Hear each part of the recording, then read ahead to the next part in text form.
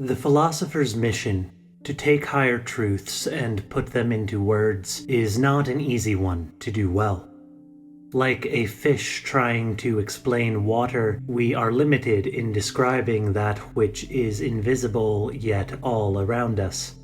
The best works of philosophy are aware of the challenges in approaching the limitless. Among them, the works at the foundation of the ancient, living tradition of Taoism.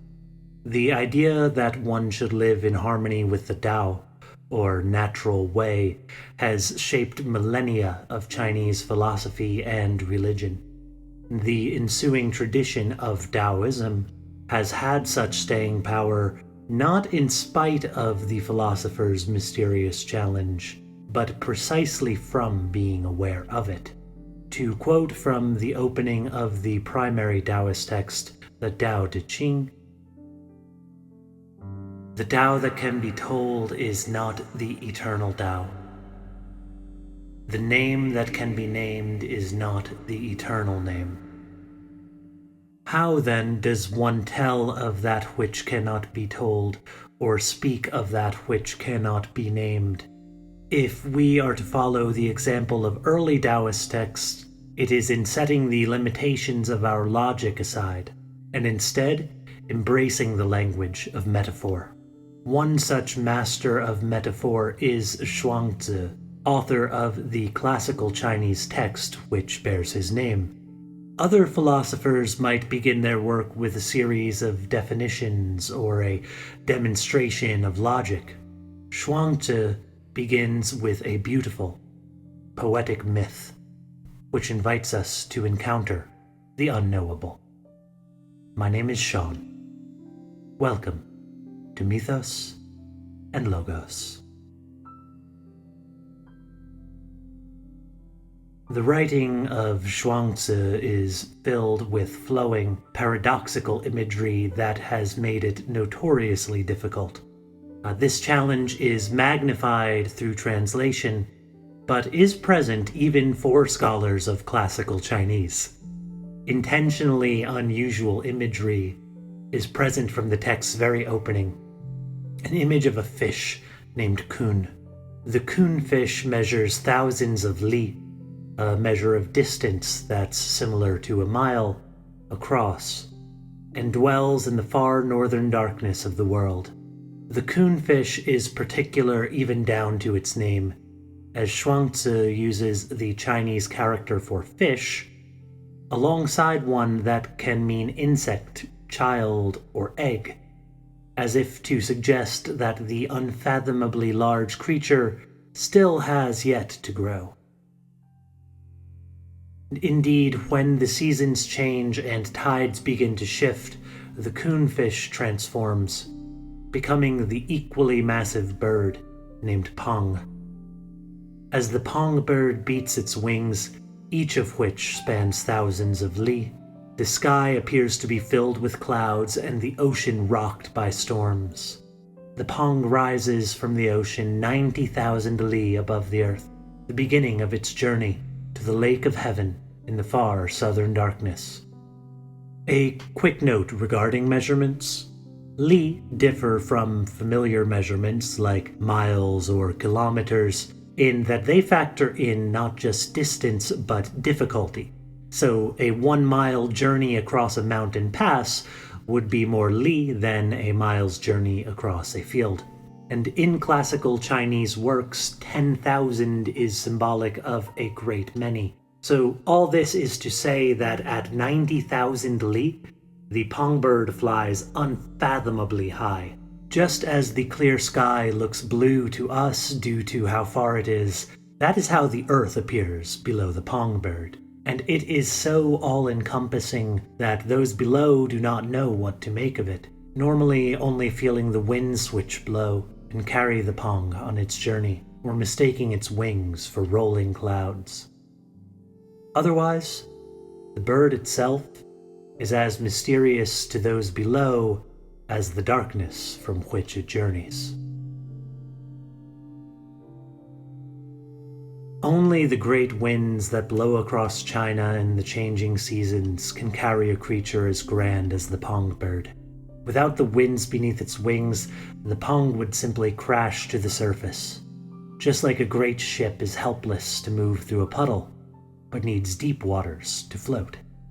With the strength of these winds, the Peng is able to rise 90,000 li, and the creatures below look up in disbelief. Cicadas, doves, and quails laugh and question, why would something ever need to rise 90,000 li? We fly from tree to tree, that's enough for us. And Zhuangzi takes this cue to branch off from the images of the amazing Peng bird and the doves and cicadas below to examples across nature that illustrate the difference in perspective between large and small. What do these two creatures understand? Little understanding cannot come up to great understanding. The short-lived cannot come up to the long-lived. How do I know this is so? The morning mushroom knows nothing of twilight and dawn. The summer cicada knows nothing of spring and autumn. They are short-lived. South of Chu, there is a caterpillar that counts 500 years as one spring and 500 years as one autumn. Long, long ago, there was a great rose of Sharon that counted 8,000 years as one spring and 8,000 years as one autumn. They are the long-lived. The images of short and long-lived things hint at why, unlike his contemporaries, Zhuangzi does not lean on his ability for reason in his philosophy.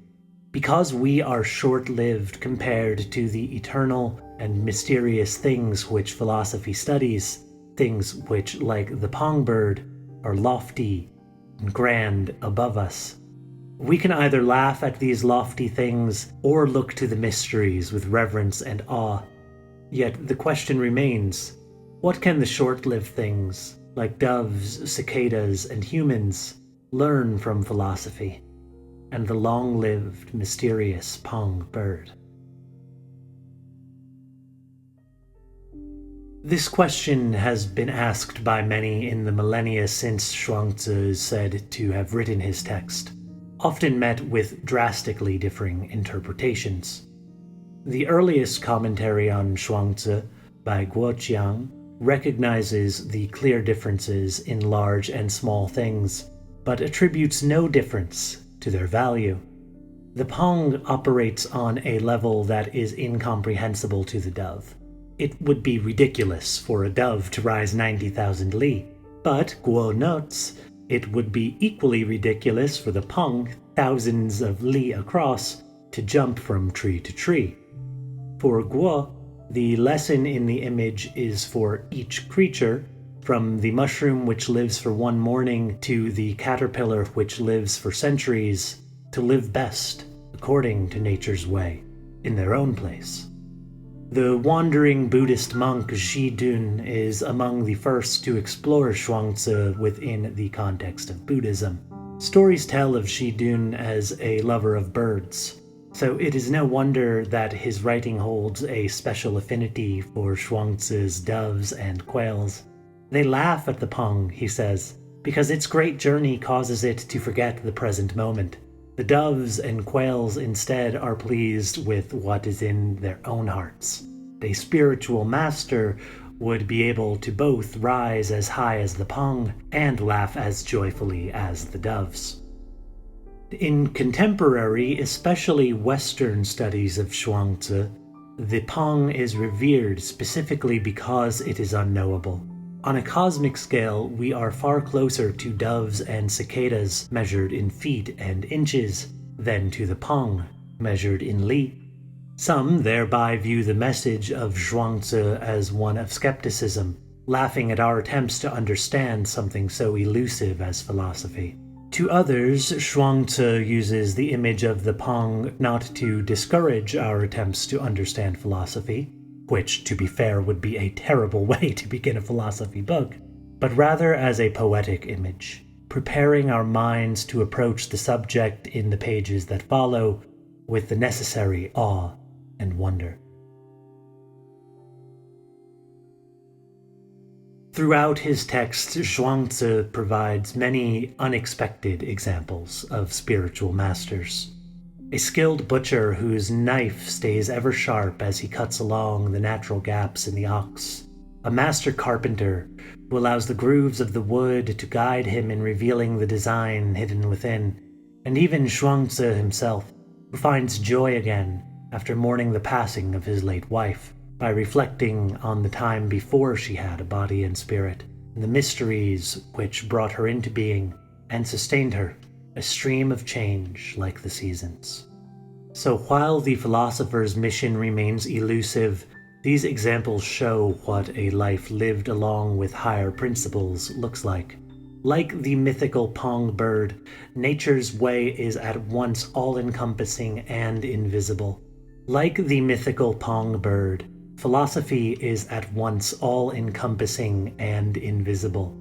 But even the Peng needs the wind beneath its wings, the same wind which carries the doves across the trees. Whether we seek them or not, we encounter nature's eternal mysteries in every moment. We can study and try to understand them, but for every question that we answer, many more always arise. Zhuangzi invites us to reconsider the philosopher's mission. That we cannot and do not need to systematize and articulate the eternal. If we can instead learn to recognize and flow with it, whether 90,000 li or simply from tree to tree, we can wander free and easy.